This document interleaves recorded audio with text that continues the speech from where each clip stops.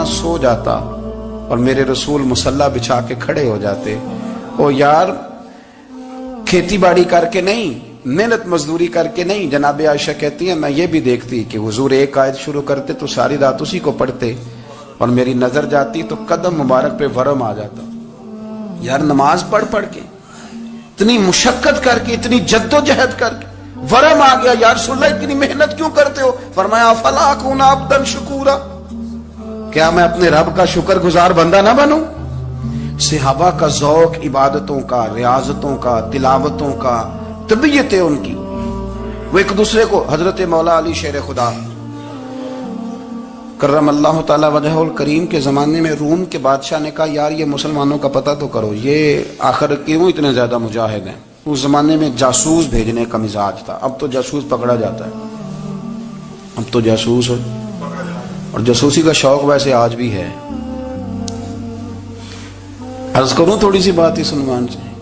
پتہ کیا ہمارا مسئلہ ہے؟ ہم جہاں جاتے ہیں نا وہاں تھوڑی خوشبو سونگنے کی کوشش کرتے ہیں. وہ کیا ہے تو یہ کیا ہے تو ادھر کیا ہے تو تھوڑا سا ادھر کیا ہے. میرے رسول پاک پڑھیے درود شریف, سارے پڑھیے ذرا زور سے, صلی اللہ تعالی. نبی پاک علیہ السلام نے فرمایا جاسوسی نہ کرنا ورنہ تم بندوں کو خراب کر دو گے. اور فرمایا اس طرح نہ ہو کہ تم کسی کے آپ کھول نہ نکلو تو تمہارے پہلے کھول جائیں. یہ جو ذوق ہے نا یہ ختم کریں, چھوڑیں. مطلب آپ کس چکر میں پڑے ہوئے ہیں؟ اتنی زیادہ توجہ کرنے کی کیا ضرورت ہے؟ نے کام سے کام رکھیں, اس میں بندہ تھوڑا سا نا آسان رہتا ہے. یہ جو بہت زیادہ ٹٹولنے والے لوگ ہوتے ہیں نا وہ بےچارے پھر عمر ٹٹولتے ہی گزار دیتے ہیں, اس لیے کہ مزاج ہی بہت پکا ہے. بوری کا منہ کھول کے اندر تک ہاتھ ڈالنا, تو پھر کئی دفعہ سامنے سے بچھو بھی لڑ جاتا ہے, خرابی ہوتی. تو جاسوسی کی جاتی تھی. اس نے بھی جاسوس بھیجے کیونکہ قبیلوں کے لوگ تھے, کچھ مسلم کچھ کافر, پہچانے نہیں جاتے تھے لوگ. تو کچھ لوگ اس نے بھیجے, انہوں نے آ کے نا تحقیق کی, ریسرچ کری کہ آخر ماجرا کیا ہے. تو واپس جا کے انہوں نے رپورٹ دی نا روم کے بادشاہ کو. اس رپورٹ کا ایک جملہ بڑا شاندار ہے. وہ کہنے لگا بادشاہ ہمیں مسلمانوں کی کوئی سمجھ نہیں آئی, ہمیں کوئی سمجھ نہیں آئی. انہوں نے کہا کیوں نہیں سمجھ آئی؟ کہنے لگے یار عجیب بندے ہیں, جب رات مصلی پہ بیٹھتے ہیں تو یوں لگتا ہے ان کا دنیا سے رشتہ ہی کوئی نہیں, کوئی کسی کو نہیں جانتا. کوئی اپنے دکھ سنا کے رو رہا ہے, کوئی اپنی بات کر کے رو رہا ہے. لگتا ہے کہ ان کا کوئی رشتہ ہے ہی نہیں جب مصلی پہ بیٹھتے ہیں. اور فرمایا جب سویرے یہ جہاد کرنے نکلتے ہیں تو لگتا ہے ان سے زیادہ دلیر ہی کوئی نہیں. حالانکہ جو مسلوں پہ رونے دھونے کے لوگ ہوتے ہیں وہ کئی دفعہ جہاد میں کام نہیں کرتے, لیکن عجیب لوگ ہیں کہ رات کے راہب ہیں, دن کے مجاہد ہیں, کوئی سمجھ نہیں آتی. میرے عزیز ان لوگوں نے مصلی آباد کر کے رکھا, تلاوتیں ان کا ذوق رہی, منظر روز پڑھنا, اسباق پڑھنا, وظائف پڑھنا, یہ ان کا ذوق رہا. اعلیٰ حضرت بریلوی رحمت اللہ نے 1000 کتاب لکھی ہے, لیکن الوظیفۃ الکریمہ کے نام سے جو وہ صبح و شام وظائف پڑھتے تھے وہ الگ انہوں نے ان کو بیان کیا. پابندی کے ساتھ اپنی اللہ اللہ کرتے تھے. شیخ شہاب الدین سہروردی رحمت اللہ علیہ اس پر ایک بندے نے اعتراض کیا. اس نے کہا جی آپ کس قسم کے صوفی ہیں, مرید بیٹھے ہیں اور آپ وہاں نفل پڑھ رہے ہیں. یہ بھی بڑا مسئلہ ہوتا ہے نا, جو بندہ ملنے آتا ہے وہ اپنے ٹائم کے حساب سے آتا ہے, اور پھر اس کا یہ بھی خیال ہوتا ہے کہ پیر صاحب جو ہیں وہ چونکہ درویش ہیں تو نہ انہیں روٹی کھانی چاہیے نہ سونا چاہیے, چونکہ وہ درویش ہیں, اور ہم چونکہ درویشوں کے ماننے والے ہیں لہذا ہمارا یہ طریقہ ہونا چاہیے کہ جیسے ہم کہیں درویش ویسے ہی کر جائے. حالانکہ جس کو آپ درویش کہیں گے آپ اس کی مانیں گے, آپ منوائیں گے نہیں, ہمارا مزاج ہوتا ہے. شیخ شہاب الدین پر لوگوں نے اعتراض کی, حضور لوگ ملنے آئے ہیں, زیارت کرنے آئے ہیں, یہ بندے دعا کرانے آئے ہیں, اللہ اللہ کرانے آئے, اور آپ نفل پڑھ رہے ہیں. کیا جملہ ہے, کیا حسن ہے, کیا خوبصورتی ہے. فرمانے لگے رب رسول سے مانگنے کے لیے مصلی بچھایا ہے, اگر وہاں سے مانگوں گا نہیں تو تمہیں دوں گا کیا؟ پہلے مجھے کچھ لے تو لینے دو, اگر میرے پلے کچھ ہے ہوگی تو آگے دوں گا نا. تو میں مانگنے گیا تھا کہ یا اللہ دے, تیرے بندے لینے آئے, دے تو میں کچھ لوں گا تو آگے دوں گا نا. لیکن ہمارا یہ سٹیٹس, یہ مزاج, یہ شعور نہیں ہے. گپیں, کہانیاں, داستانیں, گفتگو, خطابت, واز, کیا بات. لیکن اگر کچھ کرنے کا کام ہو تو وہ نہیں ہم سے ہوتا. میرے نبی کریم علیہ الصلوۃ والسلام نے مصلی سے دل لگانے کا درس دیا, حضور نے توجہ دلائی. صحابہ اس ذوق کے حامل لوگ تھے, وہ کوشش کرتے تھے. جناب صدیق اکبر رضی اللہ تعالیٰ عنہ کا عبادت کا مزاج ہمیشہ قائم رہا. حضرت عمر فاروق ساری رات اللہ کے حضور کھڑے رہے. حضرت عثمان غنی رضی اللہ تعالیٰ عنہ عشاء کی نماز پڑھ کے 2 رکعتوں کی نیت باندھتے تھے. 15 سپارے پہلی رکعت میں پڑھ دیتے تھے اور 15 سپارے قرآن مجید کے دوسری رکعت میں پڑھ دیتے. آپ نے نا حضرت عمر فاروق کے وصال کے بعد ان کی ایک بیوہ سے نکاح کیا. حضرت عثمان غنی نے نکاح کیا. وہ خاتون آپ کے نکاح میں آئیں تو عرض کرنے لگی امیر المومنین میرے لیے اعزاز تو بہت ہے کہ میں امیر المومنین کی بیوہ تھی تو امیر المومنین کی منکوحہ ہو گئی ہوں، لیکن حضور نہ تو میں جوان ہوں کہ میرے اندر رغبت ہوتی اور نہ میں اب اس قابل ہوں کہ کوئی خدمت کر سکوں، میرے ساتھ نکاح کی وجہ کیا بنی؟ تو عثمان غنی رو پڑے. فرمانے لگے میں نے عمر فاروق کو مسجد میں دیکھا ہے، عدل کرتے دیکھا ہے، انصاف کرتے دیکھا ہے، امت کی خیر خواہی کرتے دیکھا. تمہارے ساتھ نکاح اس لیے کیا ہے کہ تم مجھے یہ بتاؤ کہ عمر فاروق گھر کے اندر اپنے رب کو کیسے راضی کرتے، گھر کے اندر کیسے راضی کرتے تھے، وہ طریقے بتلاؤ، تم بتاتی جانا اور میں بھی اسی طرح گھر میں عبادت کروں. میرے رسول کریم علیہ الصلوۃ والسلام نے ارشاد فرمایا، حضور فرمانے لگے جس گھر میں اللہ کا ذکر ہوتا ہے وہ گھر زندوں کا ہے، اور جس گھر میں رب کریم کا ذکر نہیں ہوتا وہ گھر زندوں کا نہیں ہے. گھر نا ہم نا کتابوں میں پڑھتے ہیں کہ ایک بزرگ کہتے ہیں، حضرت فضیل بن ایاز کہتے ہیں کہ میں ایک گلی سے گزر رہا تھا تو گھر کے اندر کسی قاری صاحب نے قرآن کی آیت پڑھ دی وَلِمَنْ خَافَ مَقَامَ رَبِّهِ جَنَّتَانِ. میں میرے کانوں سے ٹکرائی تو اللہ نے میری کایا ہی پلٹ دی، میں توبہ کر گیا. اب گھر کے اندر سے آواز آئے تو صحیح نہ تلاوت کی، پر اندر سے آواز آتی نہیں، یا ڈیک بجنے کی آواز آتی ہے، یا ٹی وی چلنے کی آواز آتی ہے، یا دھوم مچانے کی آواز آتی ہے. عبادت کا وہ جو خاص شوق تھا، وہ جو حسن تھا، وہ جو توانائی تھی، وہ جو بات تھی. ایک جگہ پہ ہم بیٹھے تھے تو وہاں ایک صاحب آئے اور انہوں نے آتے ہی کہا کہ مہربانی کریں ذرا مجھے مصلی دے دیں، میرے نہ کچھ نفل رہ گئے. تو میں نے وضو کر لیا تو کوئی مصلی مل جائے. مصلی انہیں دے دیا گیا، وہ مصلی لے کے چلے گئے تو پیچھے ایک صاحب نے تبصرہ کیا، کہنے کتنا ریاکار بندہ ہے، لوگوں کو دکھا رہا ہے کہ میں نفل پڑھتا ہوں، ہے کو بات کرنے والی. میں نے اسے کہا تو مہربانی کرنا اس طرح کی ریاکاری تو بھی کر، پکڑ مصلی اور جا تو بھی تھوڑی ریاکاری کر کے آ، اٹھ ذرا شکر کر کوئی یہ ریاکار بھی ملا ہے، کوئی نفل پڑھ کے ریاکاری کر رہا ہے. اللہ کا میں کہتا ہوں کو پڑھے تو صحیح نہیں، یہ کوئی دور ہے نفل پڑھنے کا؟ اس میں تو لوگوں کا مزاج ہی نہیں، طبیعت ہی نہیں. میں نے کہا چل مہربانی کر یہ لے مصلی اور تو بھی جا تھوڑی سی یا کاریا ریاکاری کرو تو صحیح نا. مزاج ہی نہیں، ذوق. جمعے کی نماز پڑھ کے یوں دنیا بھاگتی ہے، او ہو پتہ نہیں کون سی پیچھے آگ تھی جو بجھائی جائے گی. اور آج تک لوگ مسئلہ پوچھ رہے ہیں کہ جمعے کی بعد والی سنتیں کتنی ہوتی ہیں. میں نے کہا کتنے سال ہو گئے جمعہ پڑھتے، کتنے سال ہو گئے، ابھی تک سنتوں کا نہیں پتا، ابھی تک نہیں علم کے پہلے کتنی رکھتے ہیں اور بعد میں کتنی رکھتے ہیں. فجر کی سنتیں کب پڑھنی چاہیے، سنو فجر کی سنتوں کے بارے میں. میرے رسول کریم سید عالم صلی اللہ تعالی علیہ وسلم سے ایک صحابی نے پوچھا تھا حضور میری فجر کی سنتیں رہ گئیں یا رہ جاتی ہیں تو حکم کیا ہے؟ کیا انداز ہے حضور کا. بخاری مسلم کے لفظ سنو. حضور سید عالم صلی اللہ علیہ وسلم فرمانے لگے، اس نے کیا پوچھا تھا، حضور جواب کیا دیتے ہیں؟ فرمایا فجر کی سنتیں کبھی نہ چھوڑنا، فجر کی پہلی 2 سنتیں کبھی نہ چھوڑنا. یا رسول اللہ صلی اللہ تعالی علیہ وسلم میری رہ گئی ہیں، رہ جاتی ہیں. فرمایا فجر کی 2 سنتیں نہ چھوڑنا. فرمایا فجر کی پہلی 2 سنتیں مجھے دنیا اور دنیا کے اندر جو کچھ ہے وہ سب سے زیادہ پیاری ہے. فجر کی 2 سنتیں دنیا اور دنیا میں جو کچھ ہے مجھے وہ سب سے زیادہ پیاری ہیں، اس لیے فجر کی سنتیں نہ چھوڑنا. اپنا ذوق، اپنی طبیعت، ہم نے نا ذوق غلط بنا لیا ہے. اگر 20 بندے کہہ بھی دیں گے تو نے بڑی شاندار تلاوت کیا تو کیا اس سے بنے گا؟ 100 بندہ کہہ بھی دے تیری کیا بات ہے، کیا بات ہے نعت خاں کی، کیا بات ہے علامہ صاحب کی، پیر صاحب کی، پیر مہر علی شاہ صاحب رحمت اللہ علیہ. آپ تشریف فرما تھے تو آپ کے ایک ہی بیٹے بابو جی جن کو کہا جاتا ہے، جس دن صاحبزادے پیدا ہوئے تو خادم نہ وہاں سے نکلا. ان لوگوں کے شوق اور طرح کے تھے نا تو ان کی توجہ بھی اپنے شوق کی طرف رہتی. تو خادم نکلا اندر سے، پیر صاحب مبارک ہو، پیر صاحب مبارک ہو، پیر صاحب مبارک ہو، پیر صاحب مبارک. وہ شور کر رہے ہیں تو پیر صاحب کو وجد ہو گیا، اللہ اکبر اللہ اکبر اللہ. وہ کیا ہوا؟ किस बात की मुबारक दे रहे हो? अर्ज की हुजूर अल्लाह ने बेटा दिया है। तो आप फरमाने लगे अच्छा हुजूर आप क्या हुआ, आप तो परेशान हो गए। फरमाने लगे जब तूने 3 दफा कहा ना मेरे अली को मुबारक हो, तो मैं समझा था शायद तुझे किसी ने बता दिया है कि मेरे अली से अल्लाह राजी हो गया। मैं समझा था कि शायद तू ये खबर लेके आया है कि किसी ने बताया है कि मुझे आज खबर मिली है कि मेरे अली से रब अच्छा पुत्र हुआ है। अल्हम्दुलिल्लाह, अल्लाह का शुक्र है। पर मेरे लिए मुबारक का दिन वो होगा जब मेरा रब कहेगा कि मैं मेरे अली से राजी हूँ, मेरे महबूब कहेंगे कि मैं मेरे अली से।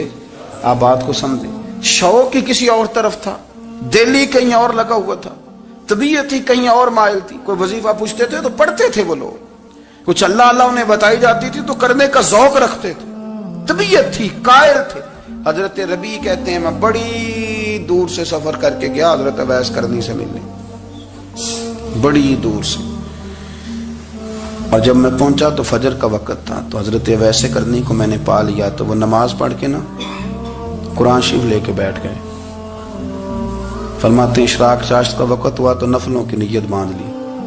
मुहद्दिस इब्नुल जौज़ी ने लिखा है, फरमाते हैं फिर जब जवाल का वक्त हुआ तो मस्जिद में झाड़ू देने लग गए।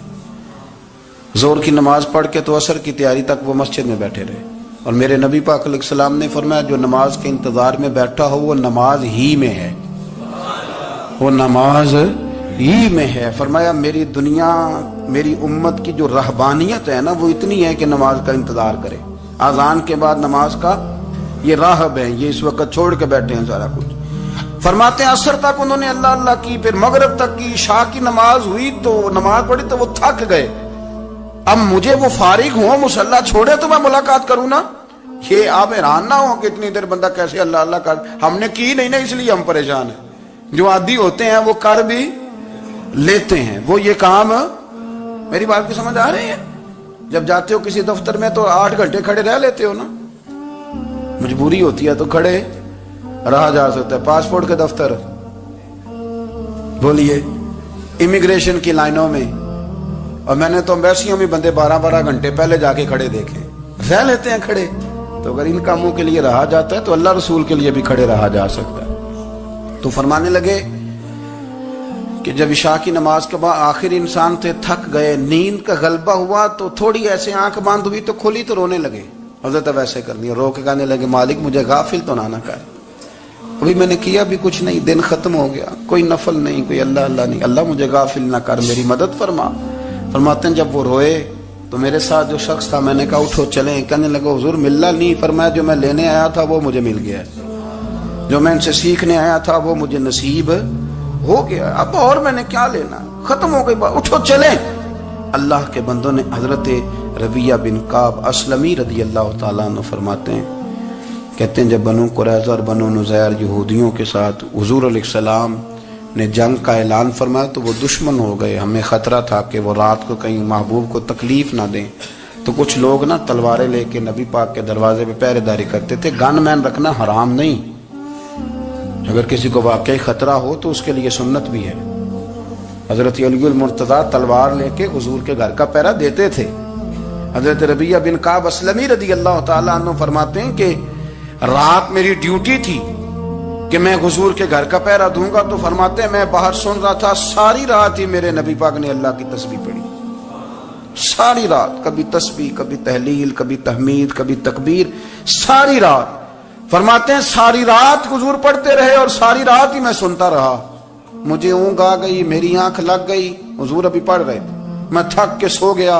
और फरमाते हैं जब मेरी आंख दोबारा से खुली तो मेरे कानों में फिर कोई चीज गूंजी, तो मैंने कान लगाया तो मेरे हबीब अभी भी अल्लाह को याद कर रहे। सारी सारी रात हुजूर रब की इबादत करते। इसीलिए तो कहा या अय्युहल मुज़म्मिलु कुमिल लैला इल्ला कलीला, हबीब सारी रात तो ना जागा कर, थोड़ा आराम भी कर लिएगा। मेरे भाई अपना मुसल्ला, अपनी इबादत, अपने वज़ाइफ, अल्लाह अल्लाह जो आपने किसी से सीखी है उसको कभी कमजोर ना होने दें। शजरा शरीफ जो किसी बुजुर्ग से आप ले लेते हैं तो क्या रस्म है कोई, उस पर कुछ लिखा होता है, वो पढ़ने के लिए दिया जाता है, उस पर लिखा होता है कि ये अल्लाह अल्लाह आपने करनी है। सारी जिंदगी किसी स्कूल में दाखिल हो गए और वहां जाके आप निसाब ही ना पढ़ें, किताब ही ना खोलें तो पास हो जाएंगे? وہ کہتے ہیں میں 20 سال جاتا رہا ملا کچھ نہیں. تو آپ نے لیا کیا ہے؟ ایک اتنی سی کتاب تھی, اس کو تو کھول کے آپ دیکھ نہیں سکے, اس کے وظائف تک تو رسائی نہ ہوئی, اس لیے کہ اللہ اللہ کرنا مشکل ہے اور تصویر کھچانا یہ آسان کام ہے. تو جو آسان ہے اس طرف ہماری توجہ لگی رہتی ہے اور جو مشکل ہے اس طرف ہم ذوق پیدا نہیں کرتے. یا ایھا الناس اعبدوا ربکم, کسی کو شریک نہ بناؤ, وانتم تعلمون, اور تم جانتے بھی ہو, تمہیں خبر بھی, تمہیں پتہ ہے کہ عبادت اللہ کی کرنی چاہیے, تمہیں پتہ ہے کہ نماز پڑھنی چاہیے, تم جانتے ہو کہ نوافل ادا کرنے چاہیے, تمہیں پتہ ہے کہ سجدے آنکھیں بند کر کے جھوٹ کی زندگی جی کے اپنے ساتھ بددیانتی کر کے دھوکہ دے کے اپنے آپ کو دائیں بائیں اپنے آپ کو کہیں مصروف رکھ کے کچھ وقت ضائع تو کر لیتے ہو, پر تمہیں پتہ تو ہے نا کہ عبادت اللہ کی کرنی, تمہیں اس کی خبر ہے.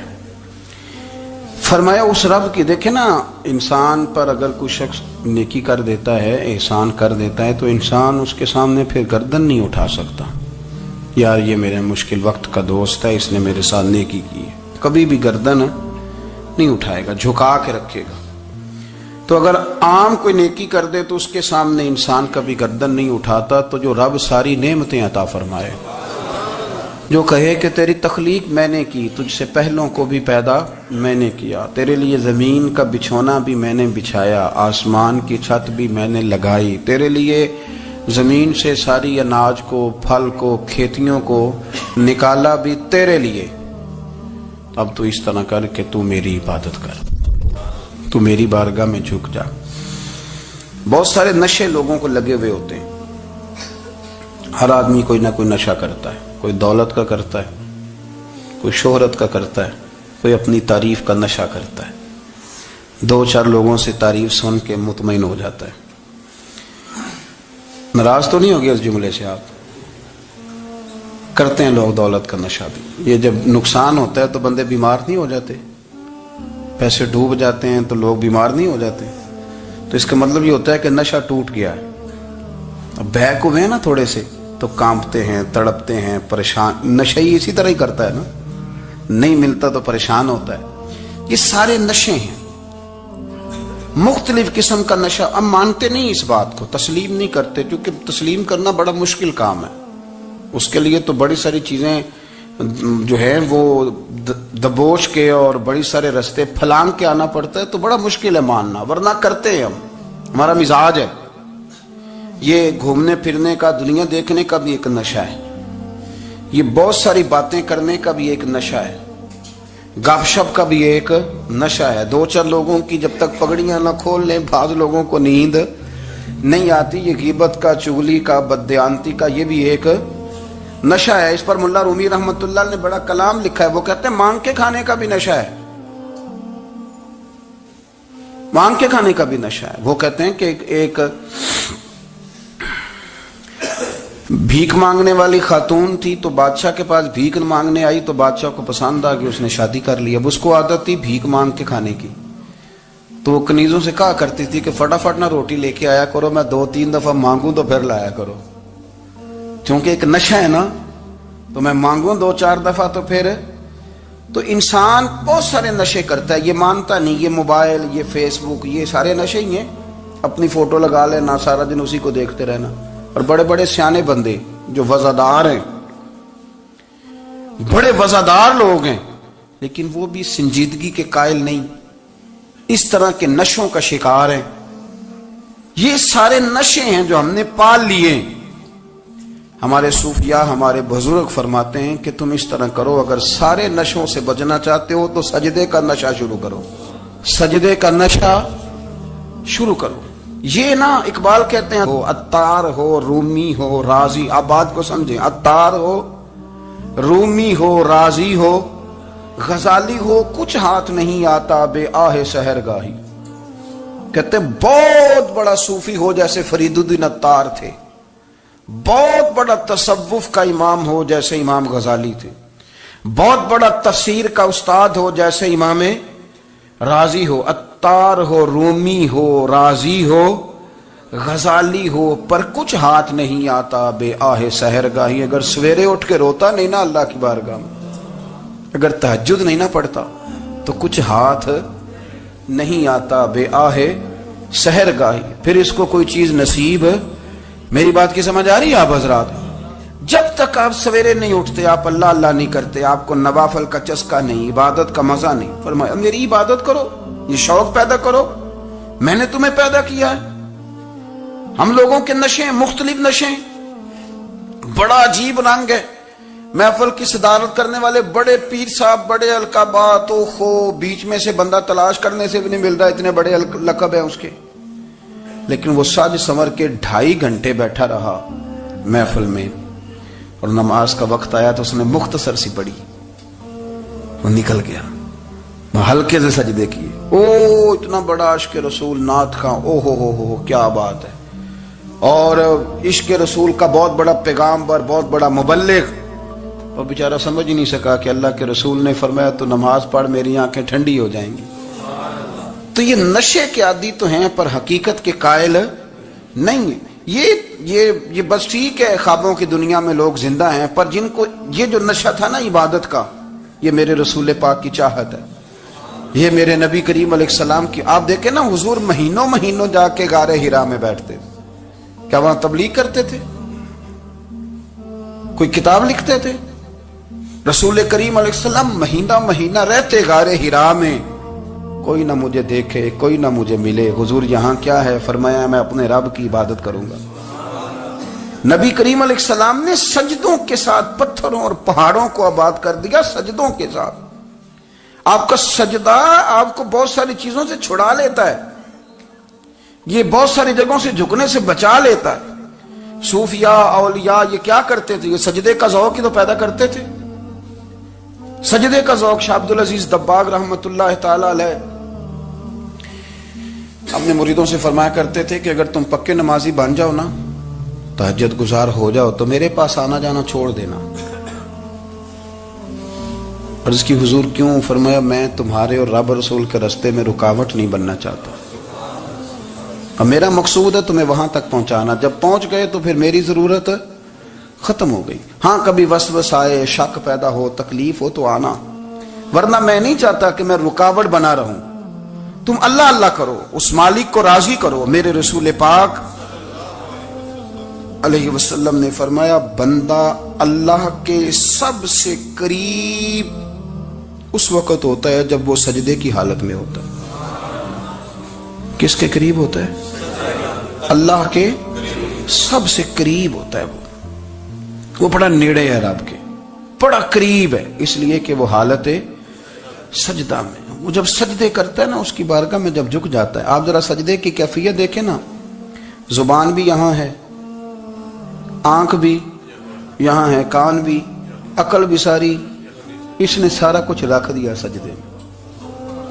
آپ وہ کبھی پیچھے جائیں تو دیہاتوں میں کہا جاتا تھا ناک سے نکیریں نکالو, بہت بڑی سزا ہوتی تھی نا, ناک سے نکیریں نکالو, بڑی سزا ہوتی تھی. تو اس نے کہا مالک مجھے کسی نے کہا نہیں, پر دیکھنا میں نے رکھ دی ساری عقل سجدے میں, اور رکھ کے کہا کیا سبحان ربی یا اللہ میں پست ہوں تو اعلیٰ ہے, اللہ تو میرا رب ہے اور تو سب سے اعلیٰ. اتنا. اور فرمایا جب یہ اس کیفیت میں ہوتا ہے تو پھر یہ اپنے رب کے قریب ہوتا ہے. کثرت عبادت, نوافل.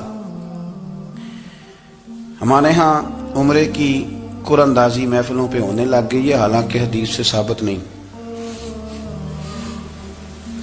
میں دوستوں سے کہتا ہوں جائز ہے, کرنی چاہیے. عمرے کی قرآن اندازی جائز ہے, پر کسی حدیث میں نہیں آئی کہ قرآن اندازی کرو عمرہ کرو. حدیث میں قرآن اندازی یہ آئی ہے کہ نبی پاک علیہ السلام نے فرمایا تمہیں پتہ چل جائے نا پہلی صف کا ثواب کتنا ہے, تم قرآن اندازی کرو. عمرے کی قرآن اندازی کا تو پوسٹر چھپتا ہے, تو یہ والی قرآن اندازی کب ہونی ہے؟ ہونی چاہیے کہ نہیں؟ حضور نے فرمایا تمہیں پتہ چلے کہ اس کا ثواب کتنا, تو تم قرآن اندازی کرو, تم قرآن ڈالو. جب آپ نماز پڑھ رہے ہوتے ہیں, جب آپ کا مصلی آباد ہوتا ہے, صلاح الدین ایوبی ایک بزرگ سے ملاقات ہو گئی, بیت المقدس پر قبضہ تھا عیسائیوں کا, تو صلاح الدین بڑے پریشان تھے. وہ بابا جی کہنے لگے پتر کیا ہوا؟ کہنے لگے حضور پتہ چلا ہے دشمن کے 2 بحری بیڑے اسلحہ لے کے آ رہے ہیں. مسلمان پہلے ہی کمزور ہیں اور اب اگر 2 بحری بیڑے اور آ گئے تو حضور مسئلہ بن جائے گا. تو میں پریشان ہوں کہ کس طرح یہ کم مسئلے والی ہماری فوج ہے کیسے مقابلہ کرے گی. تو بابا جی کہنے لگے پتر اس طرح کرنا آج رات تو بھی دعا کرنا اور میں بھی کروں گا. تو بھی دعا کرنا, آپ ناراض نہ ہونا. ہم تو پیروں والے ہیں, ہم تو پیروں کے نوکر غلام ہیں, ہمارا تو گزارا ہی نہیں, ہمیں تو ملتا ہے سارا کچھ وہاں سے. پر میرا سوال یہ ہے کہ تعویذ لینے جاتے ہو نفل کیوں نہیں پڑھتے؟ رات اللہ اللہ کیوں نہیں کرتے؟ یہ بھی تو ہمارے بزرگوں کا ہی طریقہ ہے, انہوں نے تو ہمیں سکھایا ہے. صلاح الدین ایوبی سے بزرگوں نے کہا کہ رات آج نا اللہ اللہ کرنا تو میں تیرے لیے دعا کروں گا, تو بھی دعا کرنا. تو بندہ جب دکھی ہوتا ہے تو سجدہ کرتا ہے تو پھر ہی تو مصلی بھیگ جاتا ہے, پھر ہی تو مزہ آتا ہے. سکھی بندہ تو کعبے جا کے نہیں روتا. دکھی تھے, تکلیف تھی, تو سر رکھا سجدے میں تو تڑپ گئے. اور وہ بابا جی کہتے ہیں میں مسجد آیا تو صلاح الدین چیخے مار کے رو رہا تھا اور کہہ رہا تھا مالک میں کوئی اپنی شان کے لیے تو نہیں نہ لڑ رہا, اللہ کو میں کوئی قبضوں کے لیے تو نہیں لڑ رہا, مالک تیرے لیے لڑ رہا ہوں, مجھے بے آبرو نہ کرنا, میری مدد فرمانا. کہتے ہیں میں آیا تھا کہ مسجد میں دعا کروں گا, پر صلاح الدین ایوبی کو روتے دیکھا تو میں لوٹ گیا. تو سویرے صلاح الدین ملے تو بڑے خوش تھے. میں نے کہا پتر کیا ہوا؟ کہنے لگے حضور وہ بحری بیڑے 2 آ رہے تھے نا اسلحہ لے کے, دونوں ڈوب گئے پانی میں ڈوب گئے. تو بابا جی کہنے لگے صلاح الدین وہ پانی میں نہیں ڈوبے, وہ تیرے آنسوؤں میں ڈوب گئے, وہ غرق ہو گئے. وہ جو تو نے مصلی بات کیا تو وہ تیرے آنسوؤں میں ڈوب گئے, وہ غرق ہو گئے, وہ تباہ اتنے قیمتی تھے تیرے آنسو کے بہا لے گئے دشمن کے بحری بیڑوں کو. میرے بھائی ٹھیک ہو گیا جی, میرے عزیز سمجھ لیں اس بات کو ہمیشہ کے لیے اور اس پر غور کر لیں اچھے طریقے سے کہ میرے رسول کریم سید عالم صلی اللہ علیہ وسلم نے نا ہماری توجہ دلائی, حضور نے ہمیں بتلایا, ہمارا ذوق بڑھایا عبادت کی طرف. ایک صحابی تھے حضرت ابو فاطمہ رضی اللہ تعالیٰ عنہ, یہ ترمذی شریف کی حدیث ہے. نبی پاک علیہ السلام نے فرمایا ابو فاطمہ قیامت کے دن مجھ سے جلدی ملنا چاہتے ہو کہ دیر کے ساتھ؟ تو کہنے لگے حضور کون ہوگا جو دیر سے ملنا چاہے گا, ہم نے تو جان دے دی وعدہ دیدار پر. اعلیٰ حضرت فرماتے ہیں جان دے دی وعدہ اور نقد اپنا دام ہو ہی جائے گا. مجھے لگتا ہے کہ یہ سودا نقد و نقد ہو جانا ہے, چونکہ ہم نے جان دے دی وعدہ دیدار پر. آپ نے وعدہ کیا تھا کہ مریں گے تو پھر زیارت ہوگی, تو مر گئے ہم زیارت کی خاطر. جان دے دی وعدہ دیدار پر تو نقد اپنا دام ہو ہی جائے گا. اے رضا ہر کام کا ایک وقت ہے, دل کو بھی آرام ہو ہی جائے گا. تو حضرت ابو فاطمہ رضی اللہ تعالیٰ عنہ سے نبی پاک صلی اللہ علیہ وسلم نے فرمایا جلدی ملنا چاہتے ہو کہ دیر سے؟ عرض کی حضور فٹافٹ ملنا ہے, میں نے قیامت کے دن آپ سے جلدی ملنا ہے. تو نبی پاک علیہ السلام نے فرمایا پھر اس طرح کرنا, دنیا میں رہ کے سجدے زیادہ کرنا, پھر سجدے زیادہ کرنا, قیامت میں ملاقات جلدی ہو جائے گی, قرب ملے گا تمہیں. اپنے بچوں کے اندر دیکھیں نا, ہم شوق پیدا کرتے ہیں, ہمیں صحیح لفظ نہیں بولنے آتے پر ہم بچوں میں شوق پیدا کرتے ہیں کہ پتر ڈاکٹر بن جائے گا تو بڑا نفع کرے گا, تو لوگوں کی خدمت کرے گا, ملک و ملت کی خدمت کرے گا, تیرے ابا کا نام روشن ہوگا, تیرے دادا کی تعریفیں ہوں گی. ہم یہ ذوق پیدا کرتے ہیں. ہم اپنے نوجوانوں کے اندر یہ فکر پیدا کرتے ہیں, انہیں ہم سمجھاتے ہیں کہ میاں جب تم پڑھو گے محنت کرو گے تو فلاں آدمی کی طرح تمہارا نام ہوگا. یہ جتنا ذوق ہم بچوں کے اندر ان چیزوں کا پیدا کرتے, ہمیں حکم ہے کسی طرح ہم ذوق پیدا کریں کہ پتر نماز پڑھے گا تو اللہ راضی ہو جائے گا, تو سجدہ کرے گا. دیکھیں نا میرے رسول کریم علیہ السلام نے فرمایا 7 سال کے بچے کو مسجد لے کے جاؤ, یعنی اسے شوق دلاؤ, اس کے اندر یہ خاصیت پیدا کرو کہ اس کا دل کرے مسجد میں جانے کو, اس کے اندر یہ خصوصیات لاؤ کہ وہ ہمارے ہاں نا ہر چیز کو پروموٹ کیا جا رہا ہے, ہر چیز کو یعنی سر سنگیت سکھانے کے لیے اکیڈمیاں بن گئی, ہر شے پروموٹ ہو رہی ہے. عبادت کا جذبہ کم ہوتا جا رہا ہے, اللہ کا ذوق ہمارے اندر نہیں رہا. اور اتنا مشکل ہم نے اپنے لیے بنا لیا ہے کہ وہ بندہ جو بڑی زبردست مذہبی گفتگو کر رہا تھا اور تگڑی بات کر رہا تھا, کیا بات ہے, لیکن نماز کے بارے میں کمزوری دکھا جاتا ہے، نوافل کے بارے میں وہ چپکے سے نکل جاتا ہے۔ امام احمد بن حنبل رحمۃ اللہ تعالی علیہ، مسند امام احمد بن حنبل 14 جلدوں میں ہے مارکیٹ میں، اور مجھے تو خیر پسند ہی بڑی ہے، میں نے تو کئی دفعہ پڑھی ہے۔ اور کیا بات ہے امام احمد بن حنبل کی، کیسے تگڑے قسم کے محدث تھے، اور اللہ نے کتنا انہیں اعزاز عطا فرمایا ہوا تھا۔ یہ کوڑے بھی کھاتے تھے دین کی خاطر، سارا کرتا لہو سے بھر بھی جایا کرتا تھا، بڑا اعزاز والا شخص تھے، بڑے اعزاز والے۔ حدیثیں جمع کرنا، حدیثیں لکھنا، حدیث پڑھانا، سارا دن رہتے تھے۔ کہہ سکتے تھے کہ میں کر تو رہا ہوں کام، اور حدیث بھی موجود ہے کہ عالم عابد سے افضل ہوتا ہے، پر اس کے باوجود امام احمد بن حنبل رحمۃ اللہ علیہ 300 نفل فرض نمازوں کے علاوہ پڑھا کرتے تھے، 300 نوافل روز پڑھا کرتے تھے۔ ان کے بیٹے نے کہا ابا جی مکان خریدنا ہے تو وہ جگہ کہاں کر کے لوں، بہت ساری آبادیاں، تو فرمایا پتر وہاں لینا جہاں مسجد قریب ہو۔